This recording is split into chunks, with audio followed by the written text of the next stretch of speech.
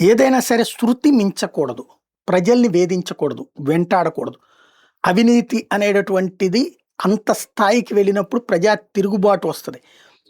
విజయవాడలో Swathi theatre centre దగ్గర శివాలయం దగ్గర ఒక ఖాళీ స్థలంలో ఒకతను శివ అనే అతను టిఫిన్ బండి పెట్టుకొని నడుపుతున్నట్ట. ఏళ్ల తరబడి నడుపుతున్నట్ట. ఆ టిఫిన్ ఆ స్థలం వాళ్ళకి ₹9,000 డబ్బులు ఇస్తున్నట్ట. అయితే తెలుగుదేశం పార్టీకి సంబంధించినటువంటి పత్తి నాగేశ్వరరావు, చిన్ని సుబ్బయ్య అనేటటువంటి ఇద్దరూ కూడా ఆ టిఫిన్ సెంటర్ అతన్ని 60,000 డబ్బులు అడిగారట. అక్కడ నువ్వు టిఫిన్ సెంటర్ నడుపుకోవాలంటే.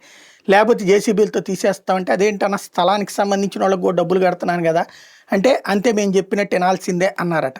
ఒప్పుకోకపో అతను పోలీస్ కంప్లైంట్ ఇచ్చాడట. ఆ పోలీస్ కంప్లైంట్ ఇచ్చినందుకు గాను సాయంత్రానికి జేసీబీతో ఆ టిఫిన్ సెంటర్ తీసి అవతల పడేయడం అన్నటువంటిది ఇప్పుడు సంచలనం సృష్టిస్తోంది. దీంతో ఇప్పుడు ఏంటిది అంటే సాధారణమైనటువంటి వాళ్ళని కూడా వదిలిపెట్టనంత దోపిడీ జరుగుతోంది గ్రౌండ్ లెవెల్లో అన్న చర్చకి తావిచ్చింది.